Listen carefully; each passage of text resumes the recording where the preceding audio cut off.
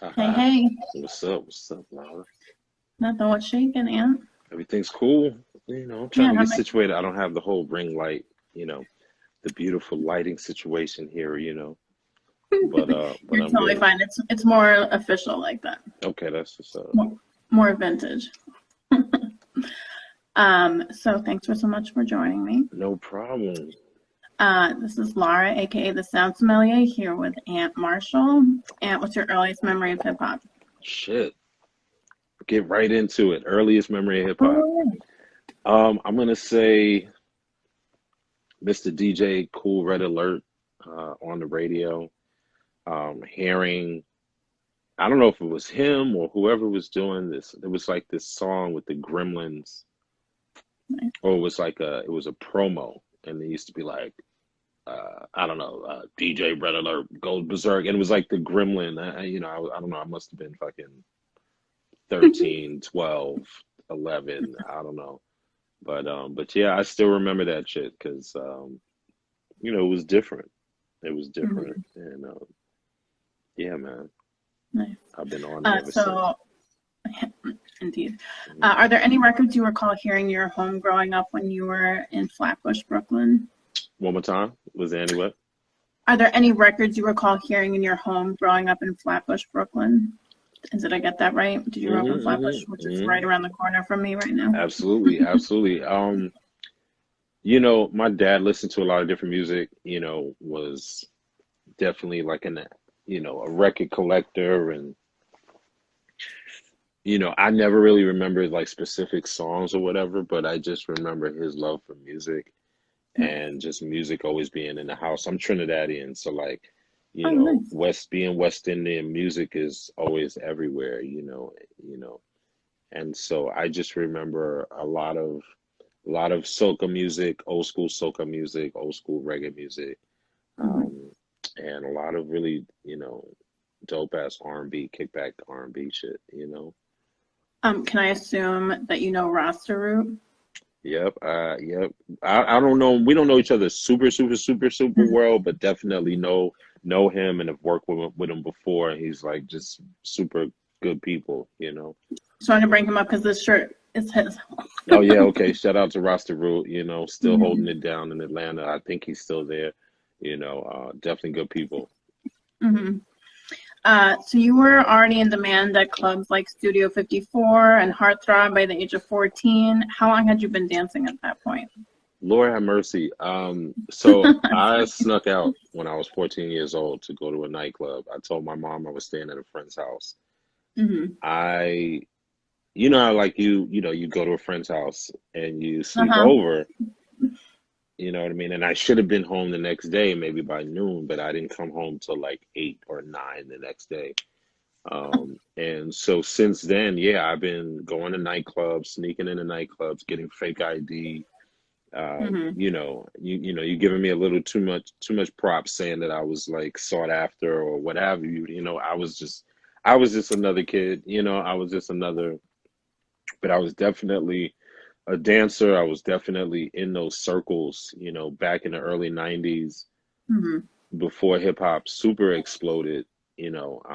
The dancers were really the excitement at the Right. clubs.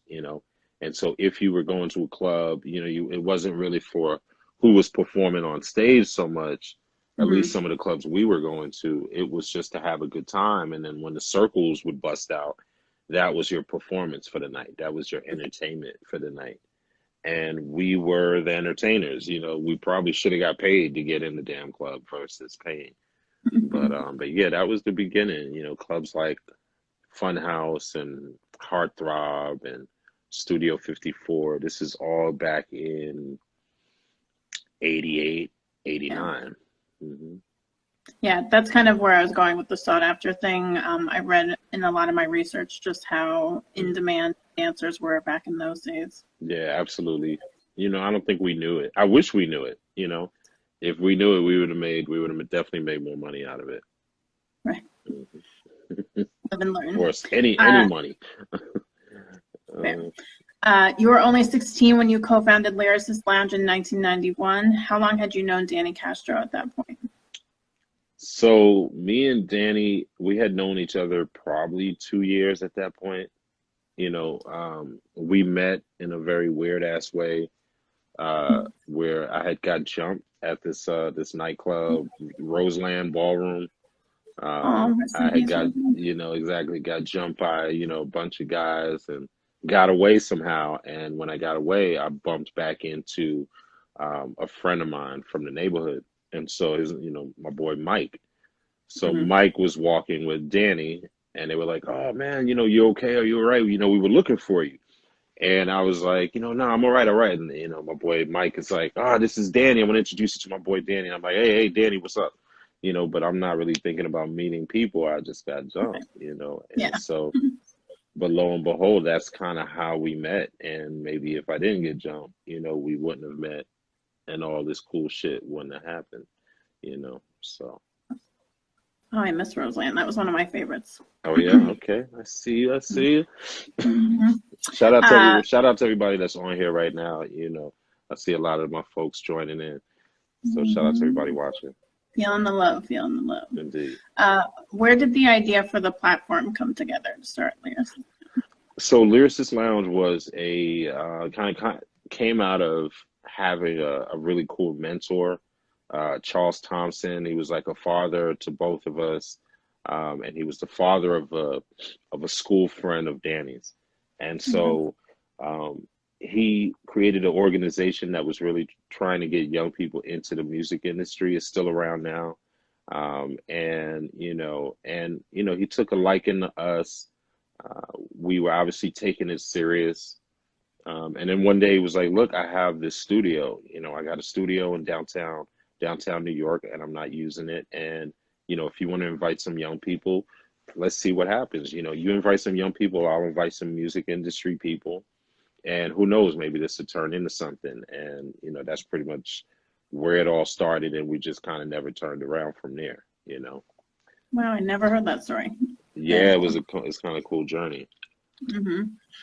Um, I haven't been to a studio in a really long time. I miss those too. Hmm. How did you guys determine which artists had the skills to take part in your open mic events? Lord have mercy. At first it was an open mic, so it's like whoever wants to rock can rock. You just sign the open mic sheet, and then from there you're good. But that didn't work for too long. It's like we started really just letting a lot of different artists perform that weren't really Right. ready. Hmm. And at the same time, that's what the showcase was for. We didn't really expect people to be superstars. We wanted to create a venue where you could develop. And I always say that's the cool thing about being young, because you don't know what you're doing, and when you don't know what you're doing, you make perfect mistakes. And that's kind of what we did, because if we were older, we would never think that doing a showcase of unknowns would be a good idea. We Hmm. would have went for the big artists like anybody else.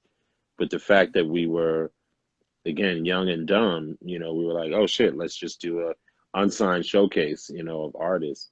Hmm. And a lot of these artists were our friends, and we were already. Remember, I'm going to nightclubs since 14. The lounge Wow. started around 16, 17. So I'd already had 3 years of experience in the nightlife. So Hmm. going to clubs was secondhand, talking to promoters, being a promoter was secondhand, um, making flyers. I worked at Kinko's, making Yeah. flyers were secondhand. All of these things were second nature in a lot of ways. We were learning as we go. But slowly, we realized that we had to really become professional very quickly, and like start accepting demos and things like that, so that we could Hmm. kind of curate the right night. From there, yeah. Yeah. Maybe ignorance a better word than dumb. And I'll take that. I'll take that. Nah, you don't know the shit we did. Yeah, Yeah, we were definitely fair. dumb. So you kind of touched upon this already, but many of the artists who took part in the Lyricist Lounge went Hmm. on to achieve great success. People that you knew, Hmm. including Sean Diddy Combs, Notorious B.I.G., Q-Tip, Common, Eminem. Are there others you recall noticing who didn't receive the same level of attention at the time? Uh, Yeah, it was a lot. There was a lot of artists, that could have received a lot more notoriety. Um, you know, but that was the name of the game. It's like you had to kind of fight out of the rut. You know, um, and people were also kind of okay with not being like superstars. It's kind of how it is now. Hmm. People just want to be on, and people want to be noticed. People want to be recognized nowadays, and they want to make their money. But it's not about really being a superstar, right? And that's kind Hmm. of how it was back then. It was like, look, as long as I'm recognized by my circle, by my borough, by my city, Hmm. that's good with me. If it does more than that, awesome. But yeah, there was tons and tons and tons and tons of artists that never made it. You know what I mean?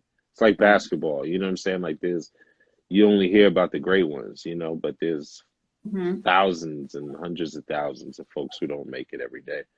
Yeah, Um, I was usually a fan of the underdog. yeah, same here. Were you a Same Nick? here. Are you a Knicks fan? I am not a sports fan. Oh, okay, Yep, I gotta say fair. that out That's loud. fine. I Well, usually it's hide it. probably better than me, a New Yorker who's a Pacers fan. I get shit for Ooh, that a lot. damn, shit, you said that Yeah, out loud. I know. It's okay. I've said it in other past interviews too. You're So. bold. You're bold.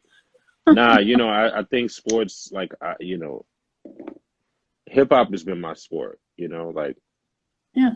and it's a great comparison, like, it's always been teams and cliques, and it's been, Hmm. certain superstars, the Jordans that come out of the crew. But, at the Yeah. same time, there's always the guy that knows how to pass well.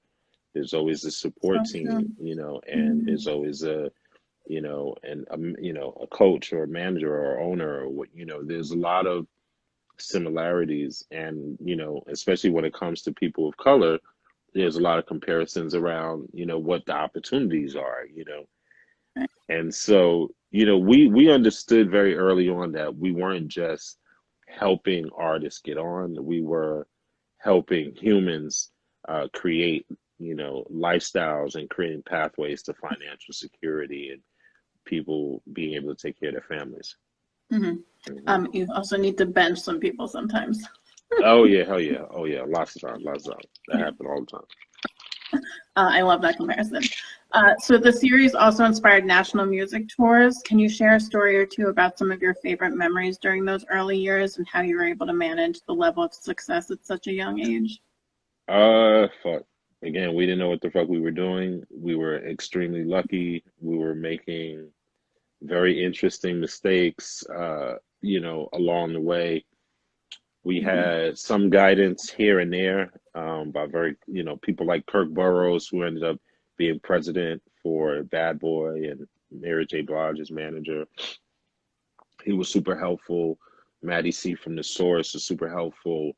Um, Rob Tulo over at Big Beat, um, Wendy Day at Rap Coalition.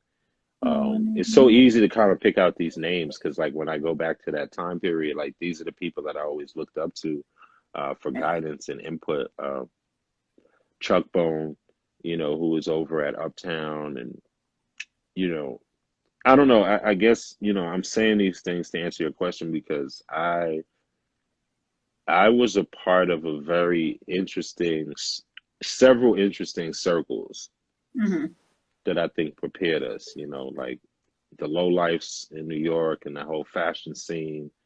I went to Julia Richmond High School, so I went to school with Mos and Big L and a number of Hmm. folks there.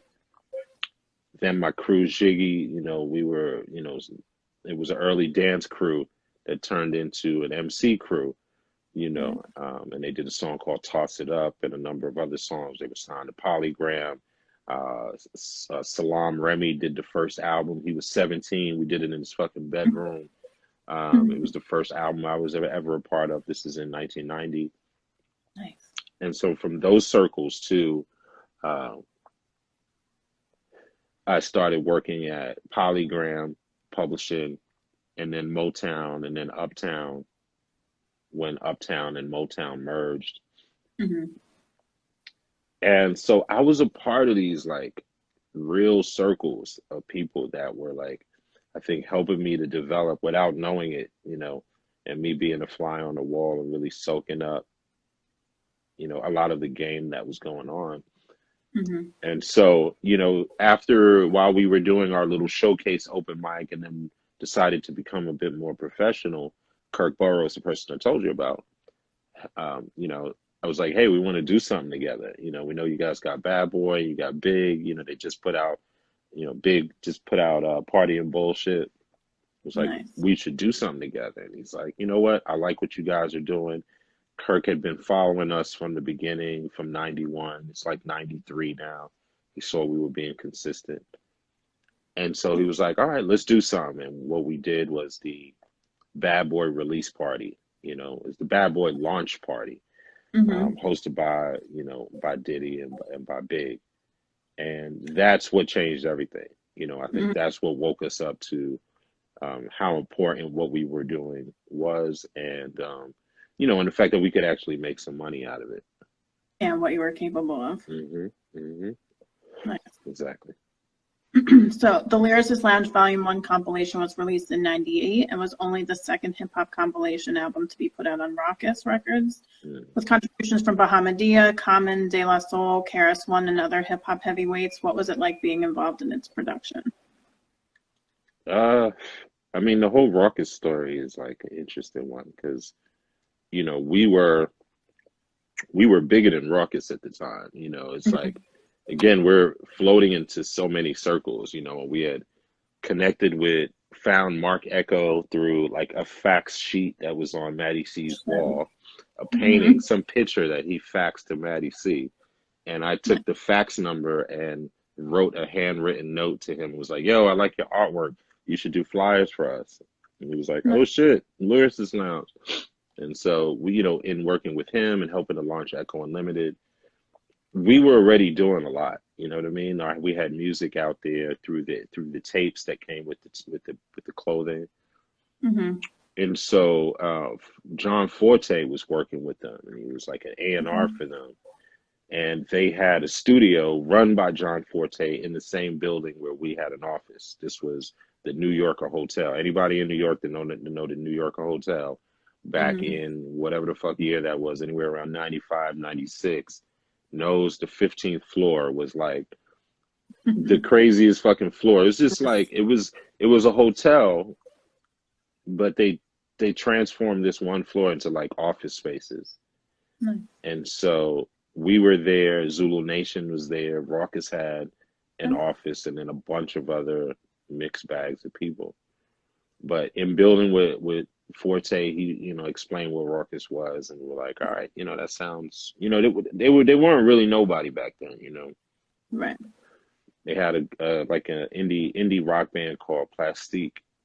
The thing that made the deal happen was, one, that they were into us, willing to work with us budget wise, and then one of the owners was Rupert Murdoch's son. Now, had it been now, that I probably would not have taken the deal, because Rupert Murdoch is full of shit, probably one of the most scumbaggy type people in the world. But at the time, that meant dude had some money or access to some money, and so we were like, you know what, because we had shopped to the whole industry and nobody was really getting it. And so, so we did the deal with them. And the first thing we did, we brought Mos Def to them. We did his first single, Universal Magnetic. We brought that to Raucous, and then we brought our album. And then from there, they just started signing everybody up. If anything, what we created from 1991 up until 95, this underground market that we had developed, they just kind of came in, swooped in, and took advantage of, which I don't blame them, it's business. But yeah, we had totally developed a market for them. Nice. And not just us, a number, it was Fat Beats. It was a market out there that labels were not really paying attention to. And I think they did it, they got it right. They were like college kids, newly graduated college kids. And, they were listening. They were listening to what people were saying. And I think that's what made them successful. Did you guys work at all with record shops like Fat Beats or anything like that back in the day? A little, we did, but I think when people get confused, we were never we Lyricist Lounge is not a record label. Lyricist Lounge Right. is not a production company. We don't produce. I mean, we're turning into that now, but back then we were just a traveling fucking showcase. We were like Showcasing. a traveling fucking band of fucking backpack hip hop backpack gypsies and shit. You know what I Mm-hmm. mean? With like weed and beads. You know what I'm saying? Beaties, beads, and fucking weed, and just a lot of connection. I mean, now no real cell phones, beepers, and so I say all that to say like we were not. It wasn't about putting records out. You know, Mm-hmm. it was really about supporting artists, and it turned into more and more. And Mm-hmm. so as we kind of developed and evolved, it just kind of turned into what it turned into. But yeah, that's a long answer to your original question. No, It I was love a those. it was a whole lot to handle. Let's just say that. To have an album, to have a tour, to be developing a TV show for MTV, Mm-hmm. all at the same time being about, 24, 25 years old. Like, nah, I had That's a tour bus insane. picking me up in front of my house, you know what I mean? And then going I on a can't. 30 city tour and dropping me back off at 25 years old. Like, and I had a cool ego, it wasn't out of hand. So like, I don't know, we were blessed. We were very blessed to be doing what we were doing. Nice. I can't even imagine doing anything like that at that age. So the second volume, which you executive produced, dropped in late 2000 and was one of Rawkus's most commercially successful releases. Uh-huh. In your opinion, how did this compare to the first? Because I've heard multiple The second opinions. was whack in comparison to the first. Like Oh. we were we were basically in the middle of what the fuck were we doing? All right. So we had just finished the MTV show. So like Mhm. it was like we did our first tour, that shit was super successful. We worked on the album, that shit was about to come out. Then we did a tour to promote the album. Then the album came out. Then we were working on the TV show. TV show is produced. It's about to come out. Then Rock is going shit crazy. Like, where's the second album? Right? Like, you guys are about to fucking put out an Mhm. MTV show, and we don't have a second album. Like, get the fuck out of here. We need the second album. Right. Which I don't blame them. It was 2 years later. Mhm. It was time, but the problem was, like any sophomore album, you don't get the same time that you get in your freshman album, Right. and so your life is different. There's a lot going on, and you just don't have the time, you know. If anything, it took us 8 years to make the first album, and it took us 6 months to make the second one, Mhm. in a sense.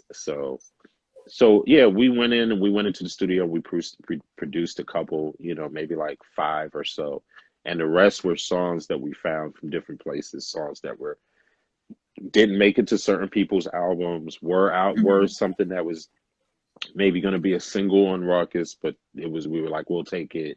We just worked with them to kind of do the best we could. But Mhm. songs like "Oh No," that was original for the album, and certain other records were like super original. Yeah. So you mentioned the TV show. You were co-creator of the MTV series of the same name. Were you impressed with how it was executed? Hell yeah. Mhm. Hell yeah. We were very happy. I mean, anything that has to do with television, you're never going to be 100% happy. Right. But I was happy that they didn't fuck it up more than they did. You know, that's basically like, Always a risk. yeah, like when you work with Hollywood, you're basically like, they're going to fuck it up. That's not even a Mhm. question. At least you should know. If anybody watching, you should know your idea, whatever idea you're creating right now at home that you want to Mhm. be on television, just understand that it's not going to be your idea anymore. It's never going to be that same idea. They're going to fuck it up. The question is, what degree of fuck up are they going to do it to? Right. And we got lucky. We were in the 20% percentile of fucking up. that Hollywood can do. Um, and we got lucky, but the rhyme sketches were really the ones that were the standouts. A Mhm. lot of the comedy stuff was really that not that great, and we wasted a lot of money there. But 20 years later, we have just signed a new production deal. You're probably the first person I'm telling live, and we are developing the show for air again. And so, all goes I saw a well. teaser about it on your feed. Oh yeah, oh yeah, yeah, yeah. I just say a little something. Yeah. But yeah, Not news to official be though. no, not official. Very unofficial. You know. Nice. Yeah. That's exciting. It's going Can down. you share with who? No, not right now. That's fair. Yeah. Figured I'd try. But some good people, and I think what's going to be different about this one is we're older now, right? It's 20 years Mhm. later. I know a lot more about, the business. The first time around, they were literally like, so you guys don't know the business. So what we're going to do is we're going to bring these other people in that do know the business. And then Mhm. you guys will kind of like, step back and then, they were like, act like we're making, think of it like we're making a cake, and they were like, we're the bakers and you guys are like the flavor. I'm like, fuck you. That's some Oh, bullshit. mhm. That's a very slick ass, fox ass way of saying some shit like that. Mhm. And I get it. I get it. We did need to learn. We were the flavor. And at the end of the day, that is how it went down. But it's gonna be different now. Like we're the bakers and the flavor. And so it's gonna be a different look. That's exciting. Indeed. Something to make 2021 better. In 2005, you joined the current TV team as lead manager of the viewer created content department, creative executive, and on-air host. How did this role differ from ones you'd held previously? This was a whole like 180 in life. Mhm. I went from being a straight New Yorker, a promoter for, all these years and Lyricist Lounge, street, just all this hip hop culture shit to flying across the country, living in San Francisco, grand view, looking out, so like a 3-floor townhouse with an elevator, um, working for Al Gore, on what was pretty much like the precursor to social media. Mhm. Current TV were responsible for making short form programming. And the whole thing behind it was, you too can create television. You at home can create your own stories, and people can see it. You know what I mean? And this whole short form content format, this whole digital media, new media content format is what we call social media today. And Mhm. so at that time in 2005, this was a year or two before YouTube really popped. This was maybe a year around the time that Google launched. And it was fucking crazy. Like our launch party, we had, I'm walking Sergey into the building, bringing him upstairs, owner of Google. I'm having meetings with this guy. I'm having a whole meeting with Al Gore and this other guy. I'm like, what's your name again? He's like, oh, Craig. And we're like, we have this whole meeting. At the end, he gives me this card and it fucking says Craigslist, and I'm like, wait, you're fucking Craig. You're Craig Shit. from Craigslist. And he's like, yeah. So it's like, all right, you motherfucking guys, man. And so that was extremely special Mhm. to be in San Francisco in 2005, right at the height of what was about to change the world. Mhm. This is, I don't know, Gmail just launched that year. So many things. Twitter wasn't even around, Instagram wasn't around, TikTok was way before being built. Um, you know, it was an extremely special time, and I don't know, I learned a lot. It was a great opportunity. Al Gore was, a whole movie playing out right in front of me. He What was did he he. like? Oh, Sorry to interrupt. no, it's okay. What was What? he like? He was he will sweep you off. He's a sweep you off your feet type of person. You know, Okay. he's already this large figure who Hmm. obviously has this history, and when he walks in the room, you're like, oh shit, you know what I mean? It's the fucking vice president. And then he's cool enough, at least with us, he knew. And I didn't feel like he was really playing it up for us. I Right. felt like he really understood what we brought to the table. So he would always kind of come Nice. around us. He'd come around me, be like, Air Ant, I call you Air Ant. And I'm like, that's weird, but it's cool. You know what I mean? Like Air Jordan, Air Ant, because I was on air and I was a host. I was Okay. like, boom, boom, I got you. Hmm. But I don't know. That world is that's for another interview. Let's just say All that. right. I'll just say I learned a lot. And I'm happy that we were a part of, you know, what is now the entertainment industry. Mhm. But there's a lot of responsibility in that world, that people have to, just be super aware of, Mhm. you know. Yeah, I believe that. Yeah. After leaving Kern in 2007, you created and taught a course called The Art and Business of Hip Hop at San Francisco State University, as well as worked with the Institute for the Next Generation Internet Department to develop and teach a digital pathways program. Yeah. Is this something you hope to do again in the not too distant future? At some point, yep, I look forward to doing more like, education-based projects and creating curriculum. Especially now with COVID and having kids of my own. Hmm. That is a big concern, about like how are we teaching our kids? What are we teaching them? Right. Especially as it pertains to hip hop. Well, especially in general, in all things, we have an opportunity right now to like turn our kids into geniuses, like straight up geniuses, based on what you choose to teach them because of homeschooling and digital learning and COVID. Right. Normal schooling will not return for years, if so, right? Hmm. And so you can, especially for people of color, you can, move forward with the current curriculum that's being taught to your child that is not setting them up for greatness, that is setting them up to be, it's setting them up to be an employee of a country that will never hire them. You know what I mean? Like you got to think about that shit. Like this country does not want to hire your kids. So like, why would you put them through a whole fucking system that's going to train them for a job they'll never get? No, our kids have to be entrepreneurs. Our kids have to be creators. And this is it's not just people of color for me. This is people of good hearts. You know what I'm saying? People of good hearts that can change the world through their children. You know what I mean? Hmm. Like now's the opportunity. So yeah, that's very deep and dear to me.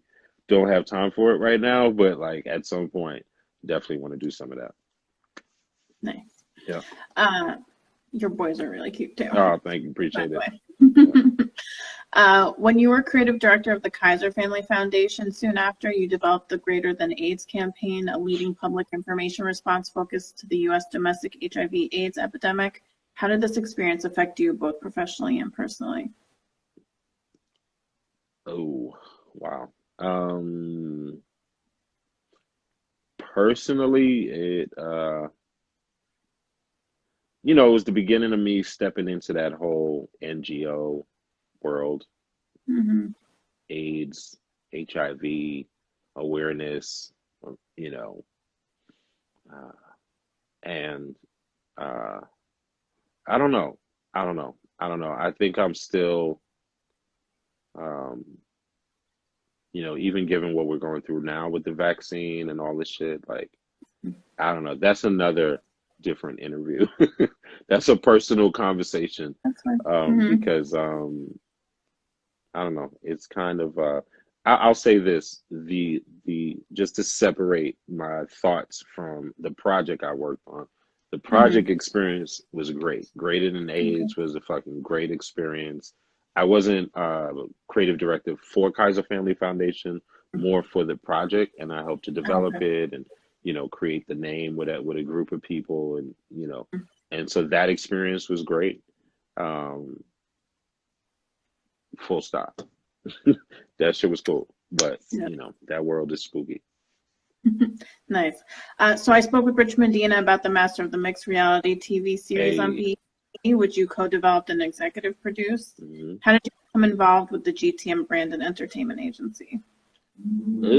Yeah, those guys have been friends for a long time. Carl Carter, and friends. Kimbo Tom, had been friends for some time, and we were all in LA. GTM had Smirnoff as a client. I was involved as a creative executive for the company. We had always had these talks about different things we could do together. A conversation with the client swiftly went from doing marketing for the company to, hey, what do you guys really want to do?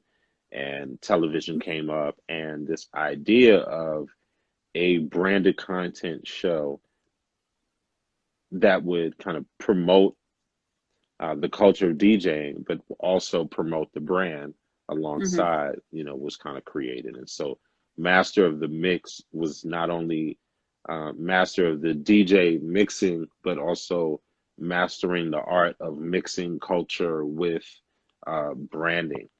Clever. Mm-hmm. Yes. And that was a whole fucking movie. And that was great. That was great. That was a lot. A lot of these projects are a lot. I don't think people understand how much go into it. I mean, I look tired right now, probably from projects I worked on 20 years ago. Like, not even from tonight's tiredness. Mm-hmm. Like, this is old tiredness. You know what I You're mean? still catching Because up on sleep. Mm-hmm. yeah, because you don't fucking sleep. I had just moved recently, and I was going through stuff, and I looked at like some old notes of mine. You have your like things to do and shit. Mm-hmm. And like the last thing was like never sleep.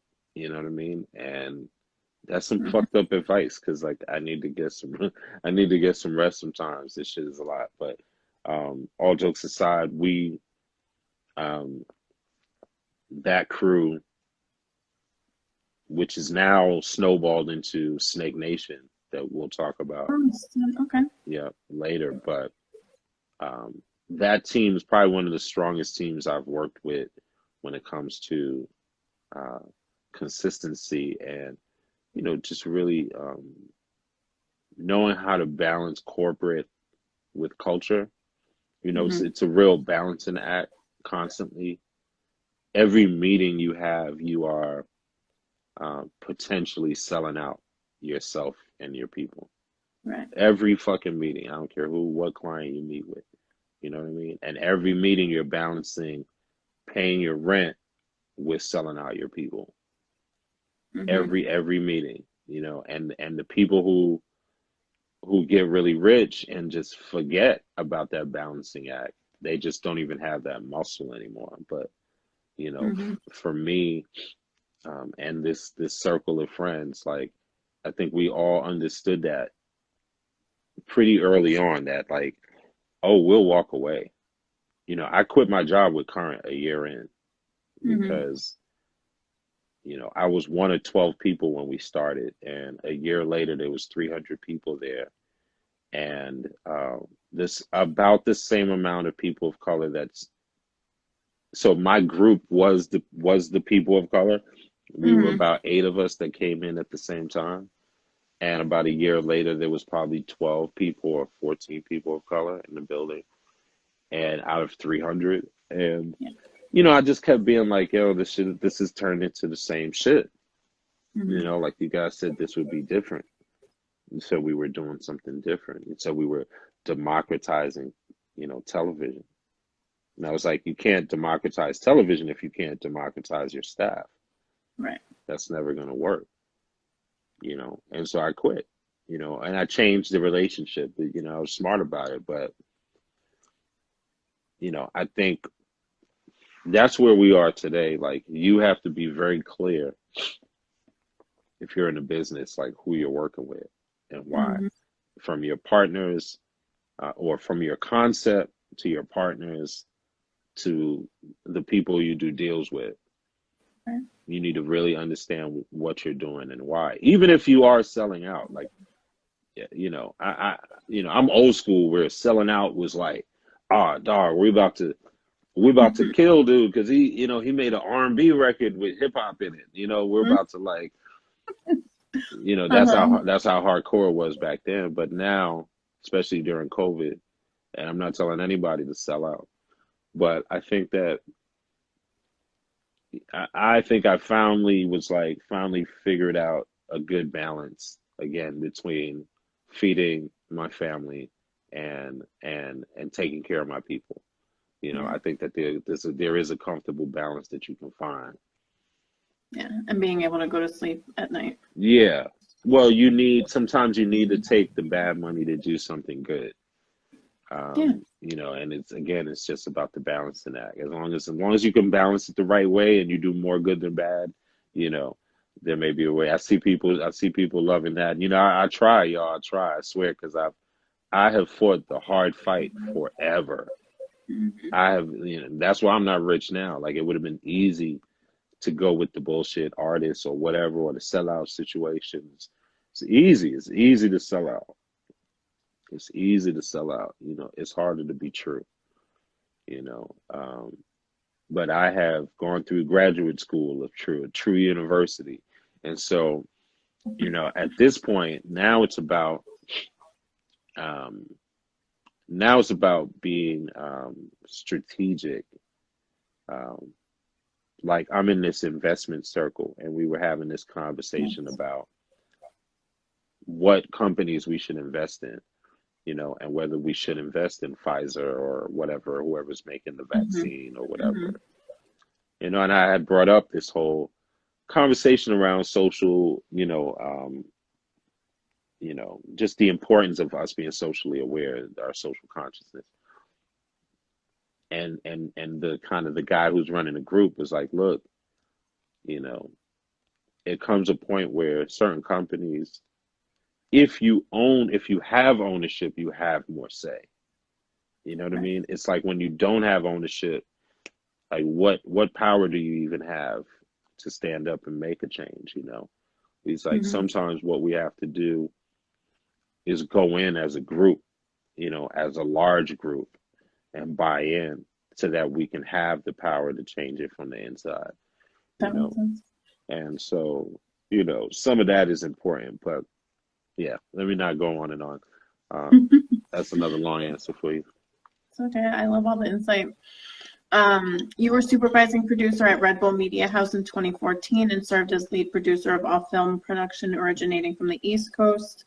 What were some notable projects you worked on there? I did a block party for God bless him. His name is Larry Levan. God bless. God bless. Larry Levan from the Garage. He was a famous, very famous DJ, Yeah, I house know. music. Yep, Larry Mhm. Levan is a classic night called the Garage in New York, and so they did like kind of an anniversary party on the block where the Garage had happened, and they shut the block down. And so I was in charge of like hiring the production team to do the live stream and then to also film it. And so Nice. that was great. That was incredible. I also did a 5-part series that was about drum machines. Red Bull is hella fucking weird, yo. They're hella weird. Like, they just do weird shit just because they want to do it. And they I just can. did. Yeah, I don't even know if a lot of people saw this shit. I don't. We spent all this money on it. It was like they turned the downstairs lobby into a museum. They brought in all the drum machines from around the world that worked on the most famous songs. They did this whole fucking 5-part fucking thing, and then they just pulled it down off YouTube like after like a year. You know what I'm saying? It's Okay. like, and I don't know if anybody ever saw it, but it was really cool. So much for perpetuity. Yeah, you know, I guess music issues and Oh, okay. Copyright. hmm All right. yeah. Understood. So they're not really weird. I get it, but but that was cool, and it was cool to be in the building and learn how they work. You know, again, from the inside, right? Like a lot of us can be from the outside and be like, I need sponsorship. I need sponsorship. I need, it's like, go work there. Hmm. Yeah. Go fucking work there, bro. Like, sis, like you'll make the relationships you need to make. Like you'll actually meet the people that can really help you, you know? Exactly. Like you need to actually work there and then you'll Hmm. learn different things. So, Yeah, you get an in. yeah. Hmm. What was the impetus behind your practice session mixes, which can be found on Mixcloud, which I had no idea about before I did this Those were before. just fun. Those were just fun. Like I just needed to do something different. Shout out to Al Rock too on there in Sticks Bones. I see a good kind of high school homie of mine that's on air watching. But Nice. the mixes were just to have fun, you know. I love DJing. I've been DJing for a long time. Actually, Al, who's watching, introduced me to a good friend, Yuli, back in the day. And so, he was another person that kind of helped me. I don't know, I was 15 back then. So I've just always had DJ equipment. I've always had it around. I've Hmm. never considered myself a DJ or call myself a DJ Okay. because I think you should, for anybody, why I don't think you should ever call yourself a DJ unless you pay your rent with it. Like, I don't actually, and I think that goes for anything. I Hmm. don't think you should call yourself something unless you pay your rent with it, because that means that's what the fuck you really do. There. You know what I'm saying? And you've found a way to do it to the point where that's what you do every day, and that's Hmm. what you are. You know what I'm saying? Because if if your ass really does Uber Eats all day, you know what I mean, and you DJ at home, Hmm. but you don't make money off of DJing, then don't just be calling you, oh, I'm a DJ, I'm a DJ. No, You're a driver who you're a DJs. driver. You're a driver who DJs, but you're not a DJ yet. Like, don't Exactly. take the credit that was earned by people like Kid Capri. Don't take the credit that was earned by people like Red Alert, or all of the legends Hmm. that have put in the work, or some of the guys of today that still put in the work, or the local DJ who goes to the strip club right now during COVID with a mask on. Right. Like, just because you play music does not mean you're a DJ. You're a music selector, but you don't put in no. Hmm. Anyway, that's my like Oh, I like that. that's my old school. I have old school Brooklyn laws that govern a lot of my decisions, and I respect that. I I'm respect that. very happy I have those. I'm not old school Brooklyn, but I've lived here for a while, so I appreciate that. Uh, It kept us around. Like, there's not a lot of us around with the gray hair still, that are still here to tell the stories. Like, it was, yo, man. are you living in Brooklyn now? Oh no, Oh, I didn't I'm think so. in Richmond, Virginia now. I'm way the fuck out. All right. Yeah. Your heart's still here. It's okay. Oh yeah. Oh yeah. Oh yeah. I recently saw a clip from your interview with Black Men Dossier from 2016. Can you share a bit about how being a husband and a father took you from being someone who went hard for the culture at a young age and starting a business to someone whose focus shifted significantly when you got married and had kids? Uh, I broke up with hip hop around the time that I started. Like, I think when I don't know, sometime around current TV, or Mm. I just had a hard breakup with it. I think the culture is a beautiful thing, but it has a lot of shadow areas within it.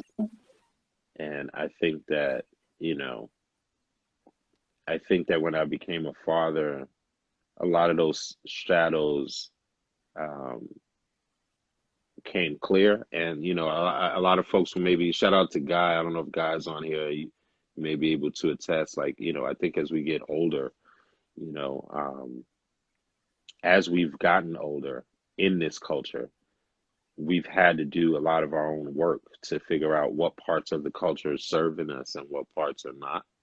Hmm.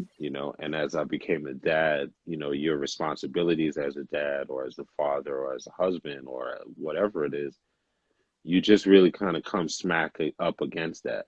you know it's not all yo yo yo. It's like, it's not everything is not yo yo yo. You know what I mean? Like, at a certain point, because I moved from New York, like when I go back, I can see I can see the lack of change that others don't. You know what I'm saying? Like others may think that there's change going on and like life is progressing, but I'm like, actually you're in the same boat, bro. Like you're in like no judgment, but it's like you're in the same boat.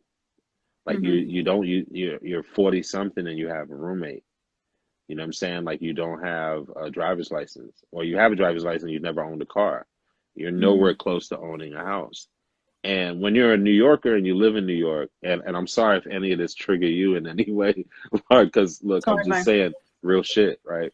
When you live in New York, you don't see those things as something that matter. You know what I'm saying? But when you live in Atlanta or you live somewhere else, you start to realize, no, I do. Why don't I have a house?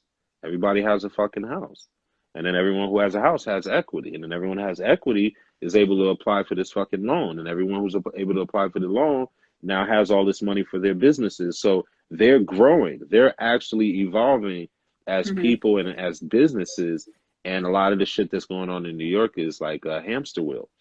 And so as much as I fucking love it, it's like, look at what's going on in New York now. It's like, where's our power? You know what I'm Right. saying? So we've had the cultural power, but not real power. And now at this age, we can't keep playing the same game. So doubling back to your question, becoming a father woke me up of all of that shit. It made me think of like my friends. It made me think of like, you know, my habits. It made me think of, what I want from life, you know, during times that got rough when I was not living in New York, when I was not able to do concerts, etc., Mm-hmm. what friends actually called you to check in, you know, Right. what friends really were like, yo, are you good? I haven't heard you in a minute. Like, how are the kids, you know, like those things became more important. And hip hop had nothing to do with that. Mm-hmm. Hip hop had nothing to do with that. Um, and so now I'm making my way back to the culture and it feels better. I'm coming back to it from a different perspective. I'm teaching my kids about it. And, it's like I had to kind of find love for it again. DJing helped do that a lot. Um, but yeah, becoming a father was like, oh, I get it. I get it now. I get why I'm working hard. Mm-hmm. Prior to kids, you're just working hard. And Right. it's you don't really have perspective. And again, no judgment, but you find perspective, you place perspective. Oh, I'm working this hard because I want to be successful. For what? Mm-hmm. You know what I'm saying? It's like we get that far, but then there's for what? And so when you have kids, they become the for what. And it's like, oh, okay, I get it now.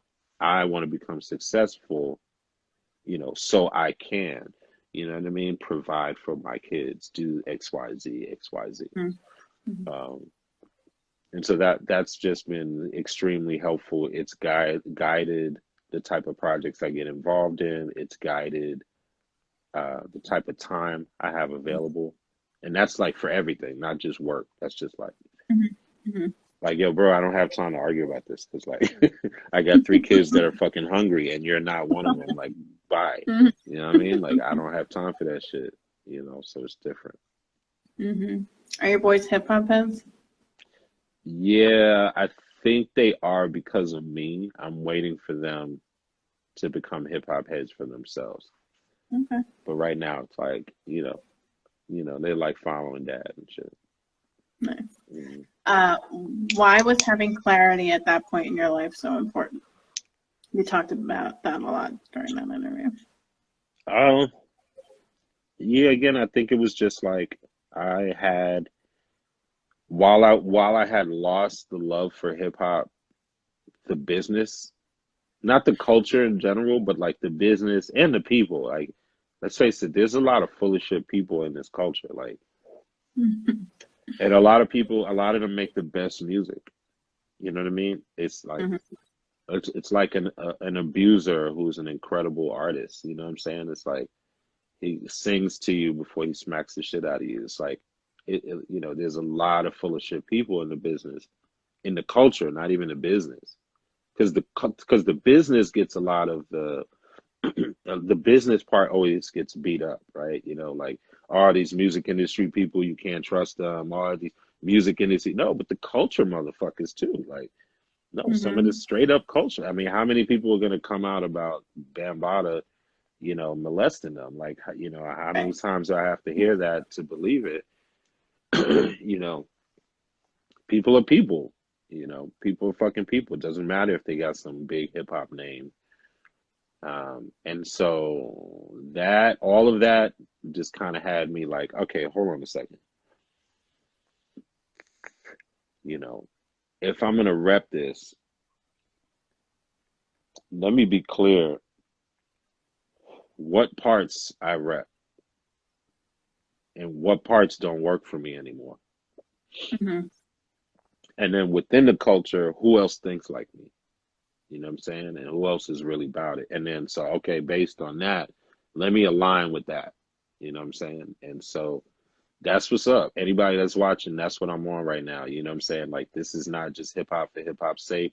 This is about saving these babies. This is about positioning ourselves as good people on the planet. So if these motherfuckers get weirder, like, we have a way to survive.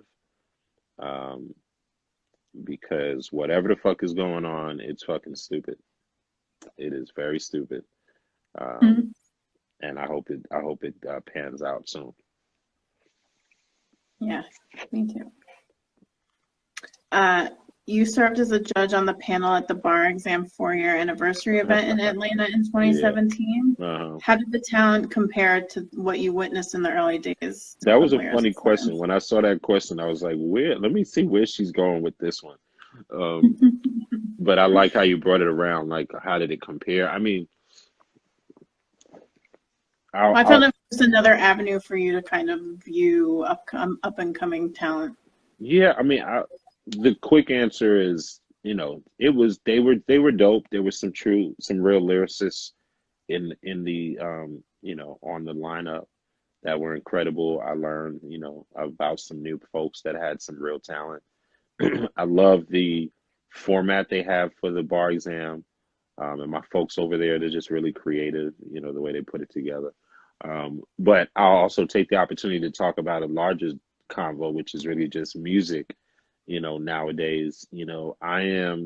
I'm not one of those old school heads that's just like, if it ain't boom bap, then it ain't real hip hop.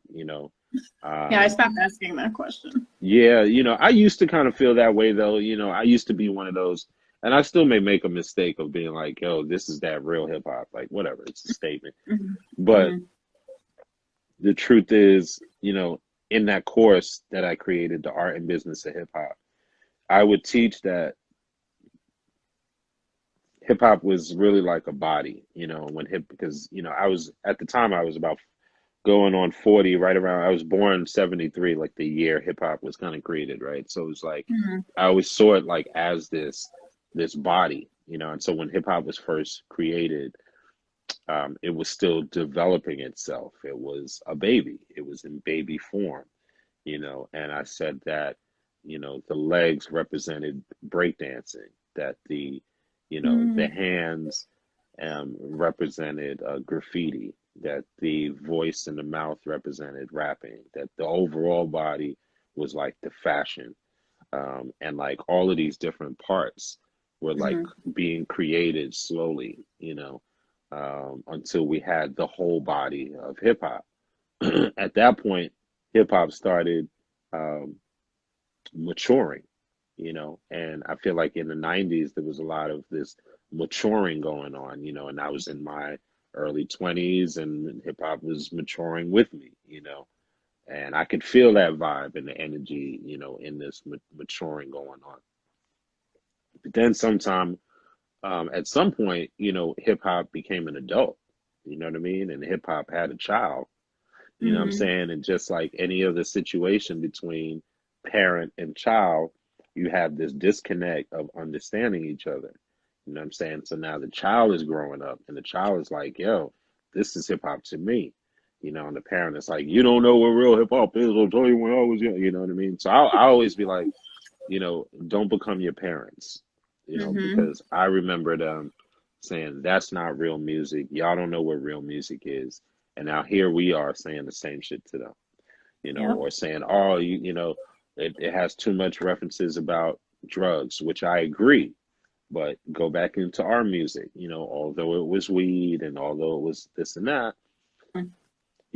but even weed has its downfalls, you know what I'm saying? Right. Just because you're not popping pills all the time, you may be doing something else all the time. So, and even the violence. So there's always this need, I feel, for people to tell the other generation what they're not doing, but it's every generation's responsibility to come in and change how things are.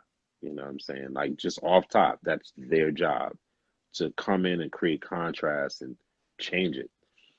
So I accept it. And because I'm a dancer first, I appreciate the music.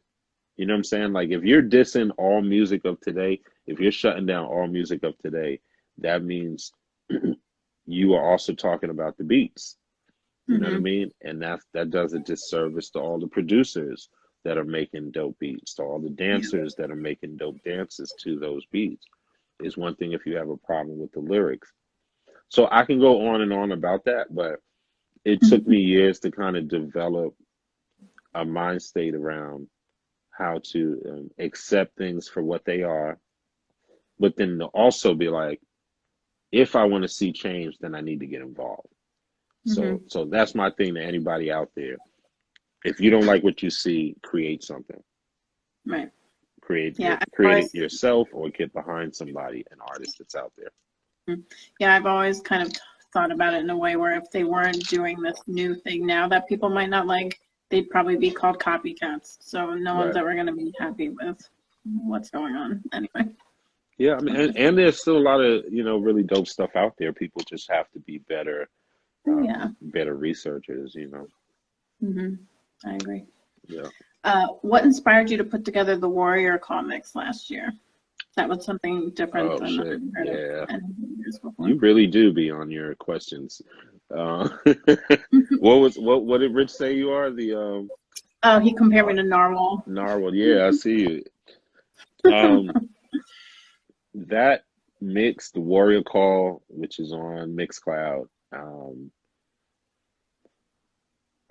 I just got really deep in my spirit around what the fuck was going on, and I just felt like, like I was calling out to my ancestors through the music, and I'm deep on that. I feel like, a lot of this war that's going on, we got to fight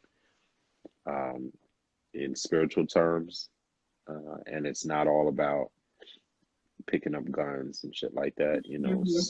Spirit has a lot of power, and we would be amazed by how much we could get done by just utilizing, that side of us. And so that's what that was about. You know what I mean? I wanted to put out a call to ancestors and to folks. That's what was going on there. It's really good. I had it on most of the time when I was writing the questions. Oh yeah, okay, cool. Yeah, no, I feel that mix. Yeah, because it's relaxing in certain ways. Were you pleased with the Lyricist Lounge reunion, which featured Thurston Howell III and Sadat X, that streamed on Facebook Live this past July? Oh yeah, we had a ball. And Thurston and Sadat, they're a whole movie as well. So, it was great. It was great to have them. It was great to have a lot of the the folks we haven't seen in a long time.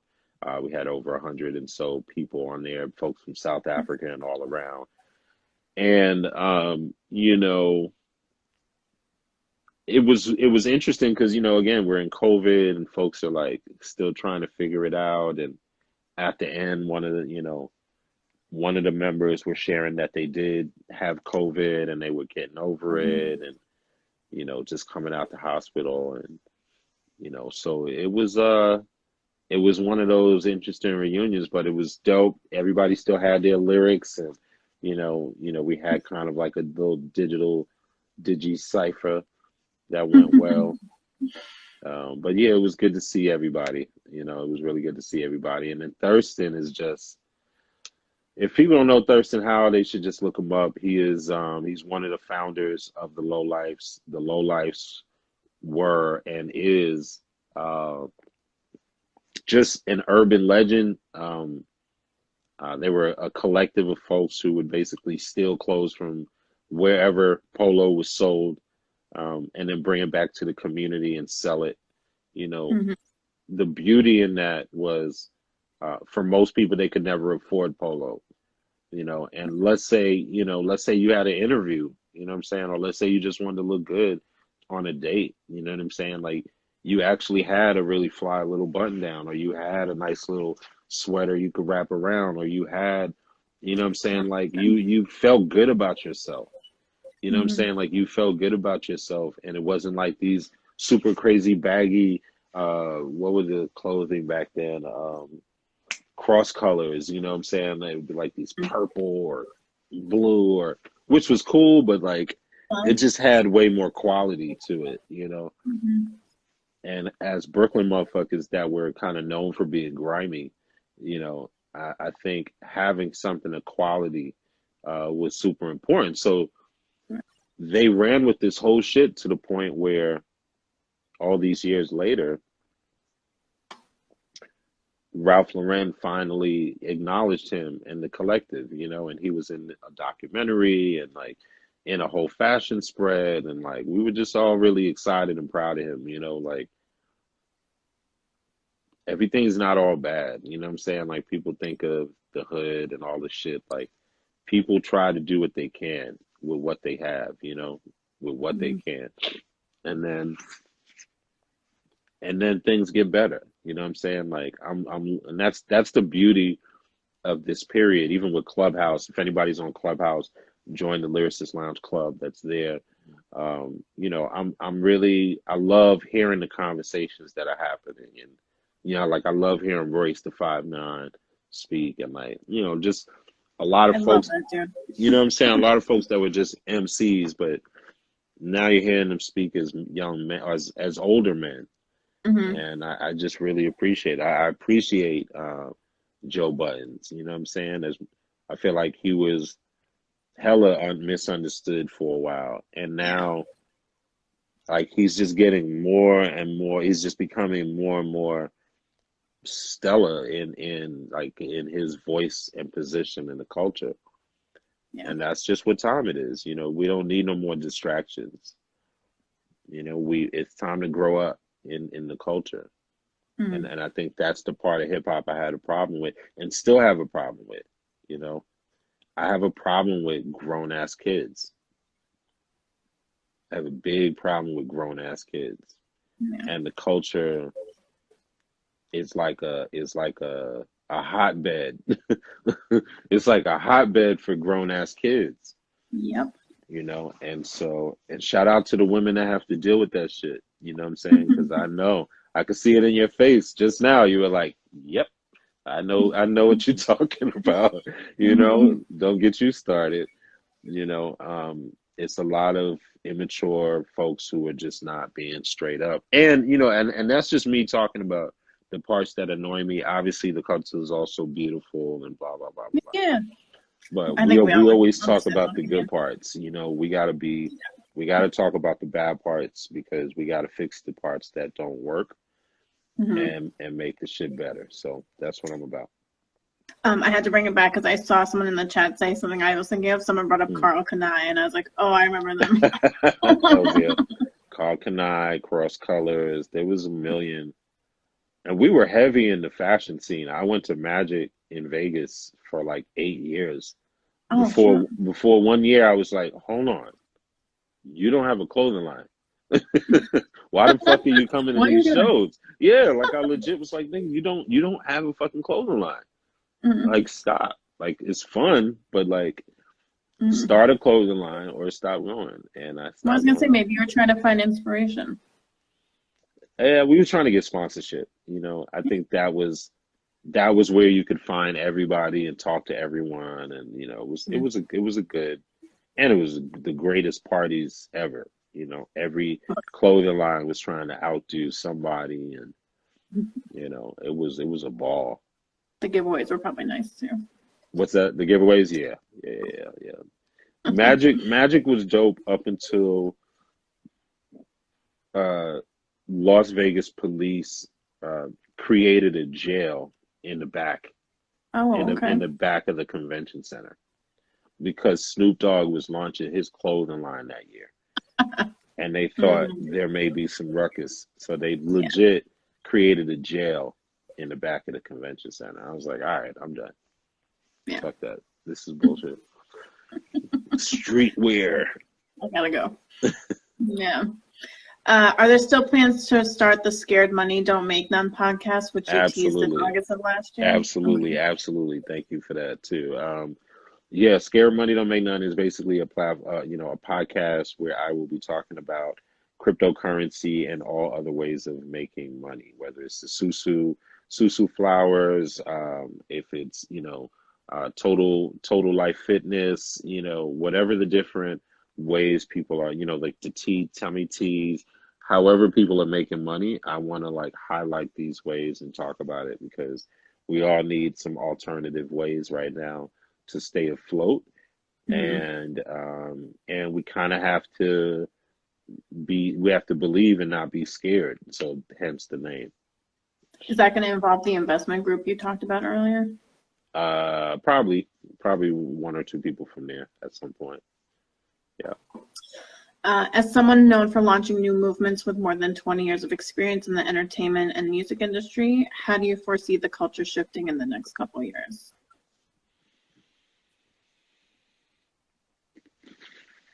Well, actually, it's 30 years, but I don't want to tell my age. Oh, But oh. nah. I think what I My will bad. say, nah, it's cool. What I will say is that I've been having a lot of thoughts around, like, because of COVID, Hmm. how people are going to start in enjoying entertainment again, right? And so basically, the way I would put it is, the future to me is you're either on the grid and on the vaccine, or you're off the grid and off the vaccine. There's going to be two real communities, right? Because the vaccine community, you're going to need the vaccine and need your yellow card with your Right. vax The proof evidence. evidence Hmm. to fly or go to KFC or whatever, right? But in the off grid world, you're going to be in a small community of trusted people where you don't need your VAC card in order to eat, Hmm. right? So I think of things like a futurist. So as a futurist, if this thing continues, and this is only, this is COVID-19, so there's COVID-20, COVID-21, COVID, right? It's going to continue. They're already getting us used to that, right? Like, hey guys, Europe has a new strand, South Africa has a new strand, da da Yep. da has a new, so that all these shots you're going to need. I'm not going through that shit, and I'm not raising my kids in that. So I'm already like, okay, so this vision that I've been having for 20 years is actually coming true, where living on this land with a community of trusted people that I love is probably really going to come to fruition. So that's what I see. I think for people that are in, I could, for people in the hip hop community or people who are of similar mind, I think that you're going to quickly get tired of the vac world, and you're going to be looking for like-minded people. Hmm. I also think that because of the way finances are going and Right. entertainment, creatives are not going to be able to make money the same way they used to. Hmm. So creatives are going to have to find creative collectives, artist communities, artist colonies to live within Right. in order to survive, or get ready for the multi-vac on grid lifestyle that you're going to live, that you already hate as a creative. You already hate the 9 to 5 society. So now COVID is making people double down on that society. Mm-hmm. All these jobs that creatives used to have in restaurants, in nightclubs, wherever, that shit is gone, right? For the most part, unless you're in Atlanta, that shit is gone. Right. So what are you gonna do? When is that shit coming back? Are you just gonna sit still, right? Or like my homie said, my money guy, when the stimulus and the what did you say? He said when the stimulus and the sympathy wears off, Mm-hmm. what are people gonna do? Right? He said Right. that's the point where people need to worry about. Well, the stimulus, although we just got this little mini 600 that everybody's already spent, Mm-hmm. and all the unemployment shit is now done, you know, does America still have that Black Lives Matter sympathy that they were rocking with 6 months ago? Right. Right. As white America also prepares to feed their own children, right? So the question begs, how long are you going to sit and wait? And quite honestly, Laura, this may have to be our last question because this is such a serious point for me that I actually don't want to talk about anything else. All due respect, like No, this is it's for you. thank That's you. one thing. It's like how long are you going to sit and wait in the situation you're in until you're forced to make a move? And I'll leave you with this it's like a proverb. I believe it's an African proverb, and it says if you put a frog in a pot of water and you turn it up high, that water is going to start to boil, and that frog is going to hop out of that fucking pot. It's like, oh, the shit's fucking hot. But if you put a frog in a pot of water and you put it really low and you let it simmer, by the time the frog realizes the water is boiling, it will be too late for that frog to hop out. Mm-hmm. And that's what I want all my people to really remember as creatives, as New Yorkers, as any major cityers, as Americans. Be very careful of how long you sit in the pot. All right. So Laura, thank you so much. I appreciate you. Could I ask you another question? I appreciate you. I could take another question if it's related to what we're saying, but this is. I mean, the only other shit question I is really too want deep. to ask is another deep question, so I don't know. I don't know if I can handle it. I could take a deep question. All right.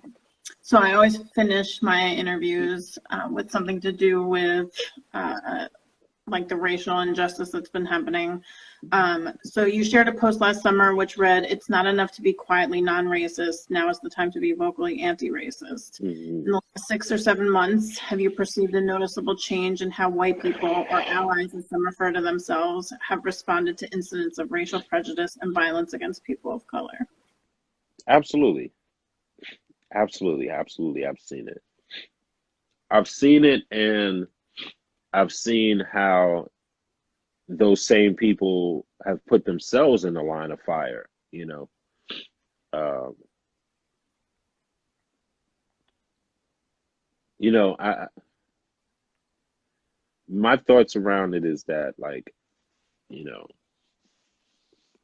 like if you study propaganda and how the shit works, like America is under hyper propaganda. Mm-hmm. And so as much as sometimes I want to or not I, but I think people want to blame generally white people, like it's not really understanding how propaganda works. You know, certain people have been surrounded, masked with a certain understanding. And it doesn't give excuse, to not seeing the obvious. But Right. I'd be a fool to just be mad at someone for not seeing the zillions of dollars that are being used to create a certain perspective Mm-hmm. around how Black people are in this country. Now, where do we go from here? We'll see. like a friend of mine said, Black Lives Matter should have been a moment, not a movement, right? I was like, wow, Mm. what you mean? He's like, well, he's like, think about it. You know, we went from changing the laws of civil rights to just trying to fight to get white people to understand that we matter. Right. That's not a movement. That shouldn't be a movement to just get people to understand that you matter. Fuck Mm-hmm. getting people, because what, you know, and then this is a whole nother thing, but we just have to be very careful how things are being used.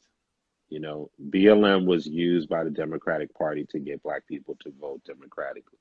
Right. Period. Strategically, if I was the leader of black people during COVID, during the height of COVID, where Mm-hmm. I am unsure if you can die by being around one person, I would not send all my people out into the streets Right. to protest. Strategically, that shit is not smart. I get it. We're protesting. The brother died. This is some bullshit once again. But Mm-hmm. strategically, that doesn't make sense. Because if we're trying to say our lives matter, then you don't put our lives at risk. But that's neither here nor there. That's my opinion. But I just watched all the because I was like, I'm not going out there with my kids. That shit looks great. I want to be like, oh, remember when we did? And I would have been nice. But what really happened? Are these motherfuckers in jail yet? Are these motherfuckers in jail? Like, what are we? What the fuck? Mm-hmm. So it woke up white America, and it gave conscious white America some power to now be in the office and be like, see, I told you guys that we need to do better, right? It gave that person who was always speaking up a little more power. But it also just gave motherfuckers the right to put a little BLM sign in their fucking store window just because they don't want to get a rock thrown in it. Or some fucking lady, all the fucking gentrifiers with the fucking BLM picket signs in their fucking house fronts. So for what? What I'm supposed to feel better? You're still gentrifying the neighborhood. Mm-hmm. And I don't know how to I don't blame you per se. You're not doing something to me, but I still can't afford to live in my neighborhood. Right.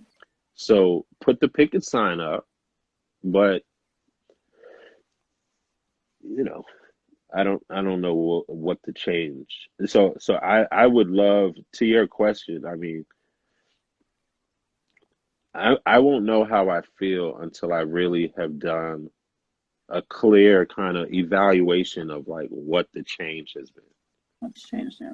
Yeah, like really truly what the change has been. Not no fake ass meetings and conversations about diversity, not no bullshit inclusion and fucking diversity departments where those are the only black people that you fucking hired to come talk to black people, or some fucking fake ass fucking, horse and pony town hall meeting to listen to the people say the shit that we've been saying, Mm-hmm.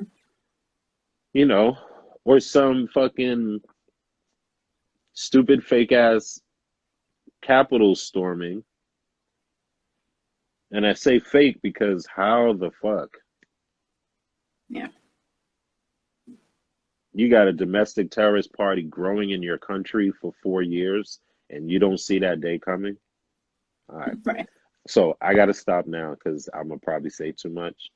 I But get it. We can talk offline. we could always talk offline, but, we just got to stay awake. That's all, Mm-hmm. and a lot of us see the truth. We just got to believe it and move out the country as soon as you can.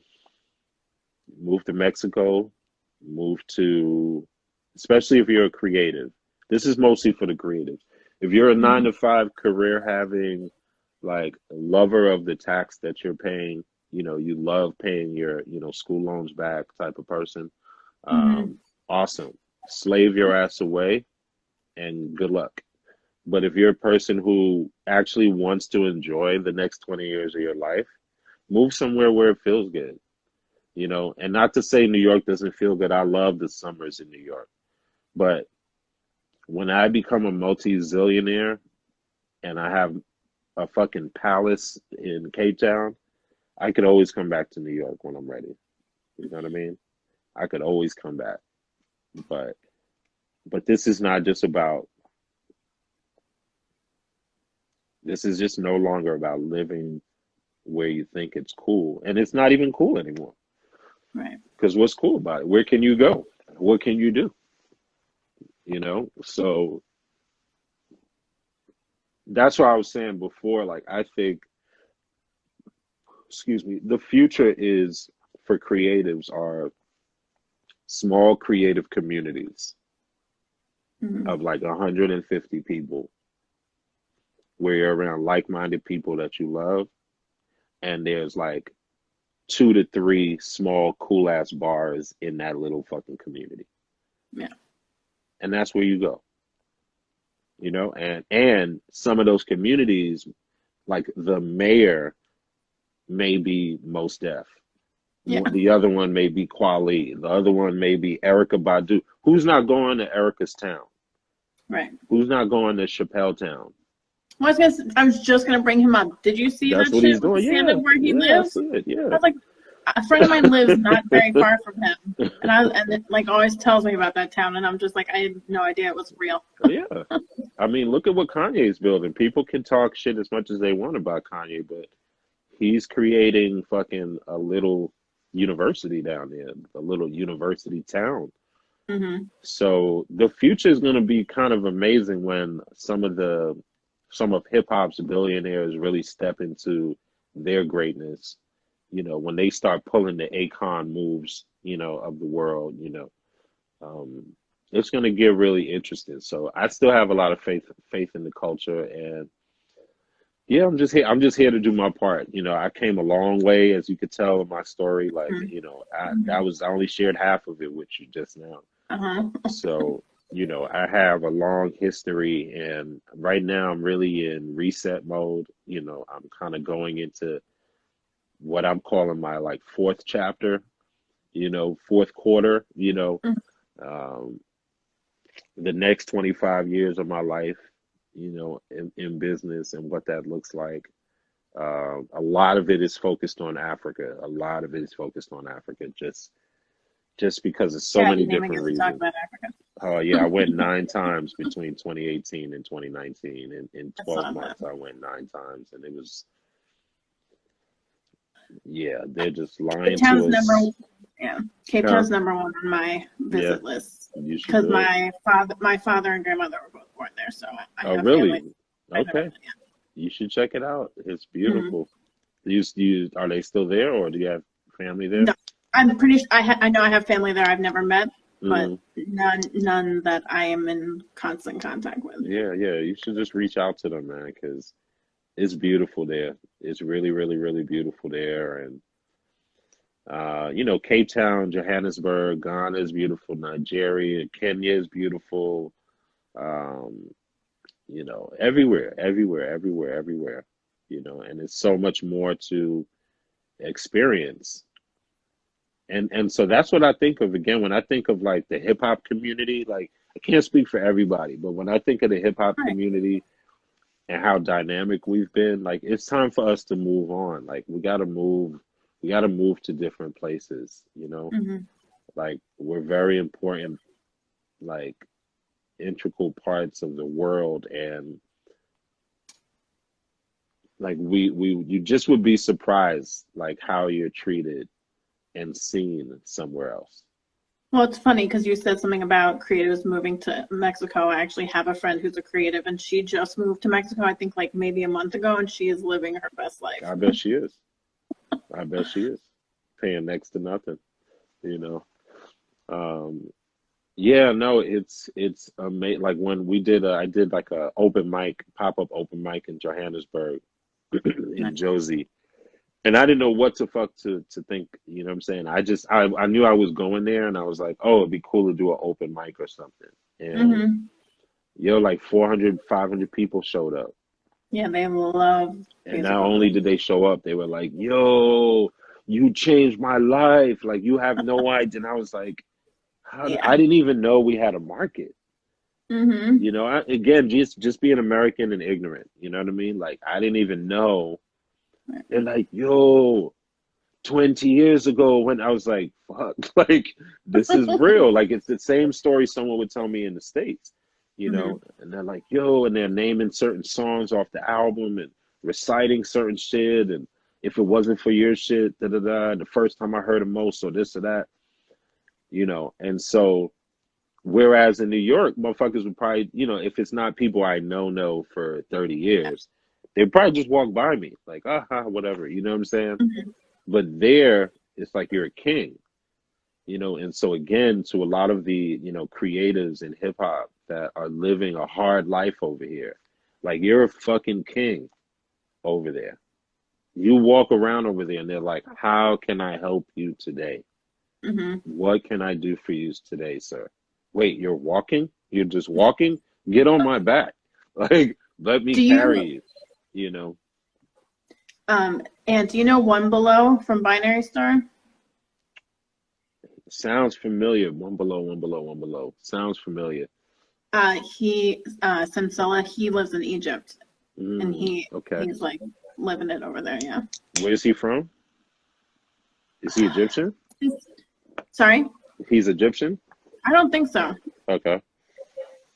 I think he's from like the DMV area. I could be wrong. I interviewed Yeah. him, but I've known him for a while through.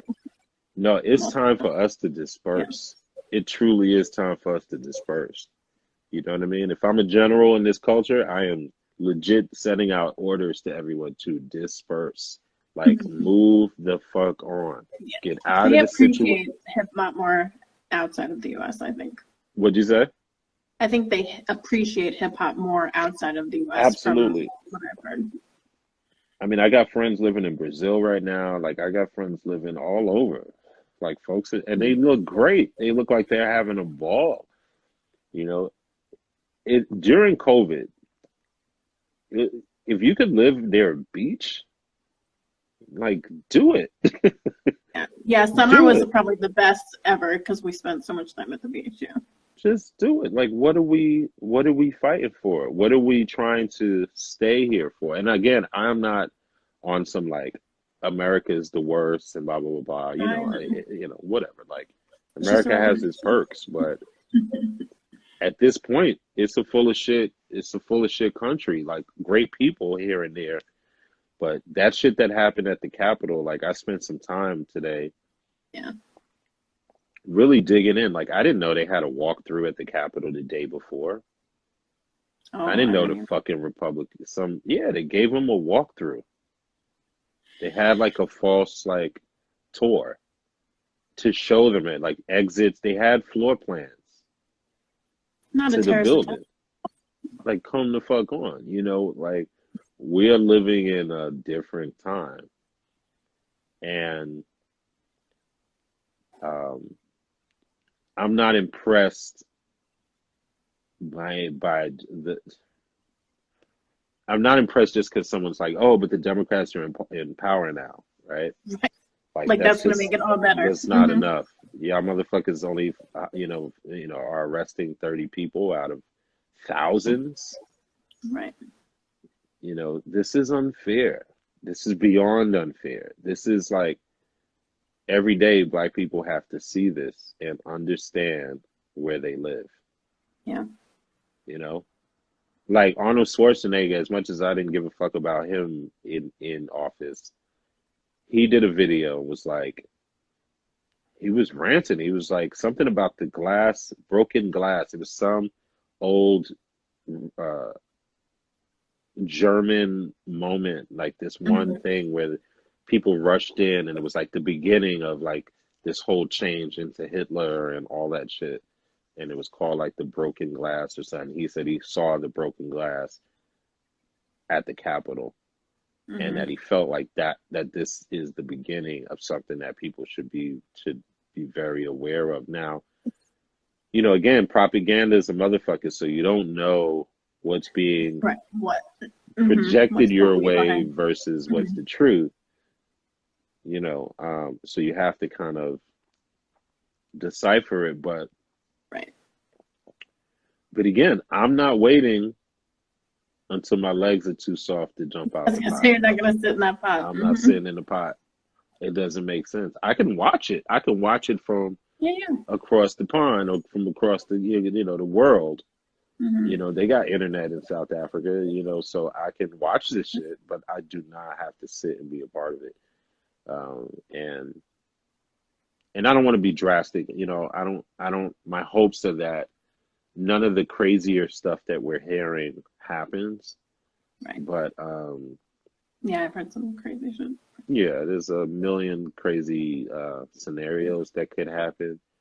But those motherfuckers wild out on the Capitol. If and that's why black people are sitting back like, I don't know if you're seeing the memes. Black people are like, "Hey, y'all, this ain't our fight. We sitting out of this one, right?"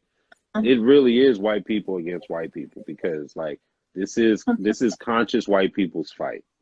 Hmm. This is like your cousins that you've known have always been on that bullshit that you've like just kind of sat and allowed at the Christmas dinner because you just want to go back up north, Yeah. but it's not allowed anymore.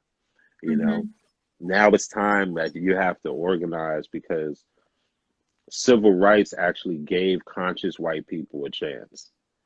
Like the civil rights movement gave white women a voice. 1,000%. You know what I'm Hmm. saying?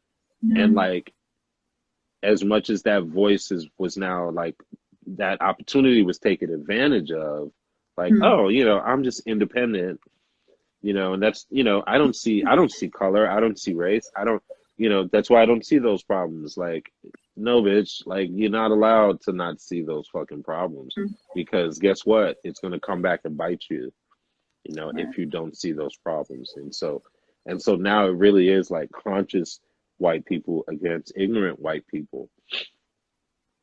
And conscious white people better grow some fucking balls because Yeah. ignorant white people do not give a fuck. Aren't gonna do anything. They don't Hmm. get, they are bully as fuck. And Hmm. conscious white people are going to have to be like, no, motherfucker. Like, I'm bringing my black friends with me and we're going to fuck you up. You know, like, in a sense, I'm being funny about it, but like real shit, like, and conscious white people are going to have to come talk to us because we're going to be like, we don't know if we're Yeah. getting involved in this one. Because Hmm. now that's a conversation. Because it's like, no, okay. So then y'all really need to put us in real power then. Like we Exactly. need to really share real power and then we can go against them. But if it's just like this, I just need you for now. Or I support you, or I don't know. You asked that question earlier. There was a moment of a lot of white guilt and a lot of white love, like a lot of white love of like I know friends that have had really close Caucasian friends in their life that like call them like all the time, and at first it was weird, it was like, hey, are you okay? It's like, what do you mean if I'm okay? Yeah, I'm okay. I didn't go out in the protests. They're like, oh, Right. okay, okay. No, just how are you feeling? It's like, okay. And now, it was weird because it's like, when did people start caring? Okay, I get Well, why there you're was like a caring. check. There was like a checklist of like what white people should do. Like, don't ask their black friends for like what should I do. It's like that's not their responsibility to teach you that. So that's Right, why right, so many right. people checked in on you because they were like, I what know. can I do? I know. And I like I said, it was white love to me. I appreciated it. But then it went from that to I think it went from oh, in the story I was telling you, it went from that to then she just started sending meals, you know what I mean? Like my friend had kids and shit, and she's like, yo, I Hmm. know, you're with the kids. Look, let me buy you guys dinner tonight. Just let me. And she just kept showering, and at first it was a little Hmm. weird, but like eventually it was just like I do need the help. I do Hmm. need the help. And so I don't know, man. Like it shouldn't be about color, but it is. But what it really should be about is just whether you're good people or not. And right now, I always say good has to do a better job at being good because Yeah. bad knows how to be bad really well. Hmm. And so we just have to do better. You know what I mean? We have to be better at being good. Yeah. I think that's a really great way to divide is who's good and who's not. Because not, it's kind of black and white. Yeah, I mean, it sounds simpler than it is, right? Like, oh, this person's good, this person's bad, but it's just, what do you help? Do you help or not? You know, do you reach out, whoever it is, you know, are you a helper? Are you a giver? Are you a giver or a taker? You know, that's probably a better way, because good and bad is relative and subjective, but like givers and takers are very, you can notice that all day. And that's, it doesn't care about colors, cultures, or none of that. You know, we've all been in a relationship with someone who just takes. Oh, yeah. So we know what that looks like, and we know what that feels like as a giver. And so that's really it. But I feel like I'm over talking. Shout out to anybody that's still on here listening to all this stuff. No such thing. Shout out to Talib. Shout out to Al. Word up. It's who the hell was that? Art appreciating. Oh, Groovement. I thought it said government. I was like, all right, I gotta go. You gotta go. The government is watching. I mean, they're always watching. Yeah, they are. Fuck it. But and I so appreciate all your time. Thank you for this. And I wish you the best in everything that you do. Oh, I appreciate you. I appreciate you. Let's stay in touch. Like I said, I got some. Indeed. We are. Anything I can do to help. Thank you. Lyricist Lounge TV show back in development. Lyricist Lounge streaming platform in development. We're looking to create our own kind of Spotify underground version of Spotify. Yes. The Lyricist Lounge kind of artist colony. I'm working on something similar to what we talked about earlier. Some land, small groups where artists can kind of live, work for free, and kind of leave behind some sort of art. Nice. And just have like a rotating thing every 6 months. People can kind of rotate. Snake Nation, the company that I'm working with, it's a number of things. It's turning into like a Black Google. Some of the products is basically a social media platform that's run on blockchain and cryptocurrency. The idea is that content should have real value, should have financial value. And so the more people view your content is the more your value should increase in that content, and then get to a point where you can cash out. So kind of like a YouTube in a sense, like the more like subscribers or viewers you have. But their shit is based on advertisers and eyeballs, where if you put the content on blockchain, it can monitor how many people are viewing it. And then we are creating our own cryptocurrency called Venom. And so we were going to add the Venom onto the platform. So as your stuff gets viewed, then you get more Venom. And then that's how we create value in the coin. So it's like creating value in the coin, creating value in your content, all through the community agreeing that content should have value. Nice. I like it. Took some time to figure that one out. We've been bouncing around. Snake Nation was part of that. So that's Snake Nation is basically like GTM Part 2. Carl Carter, who was CEO of GTM, then moved to Cape Town.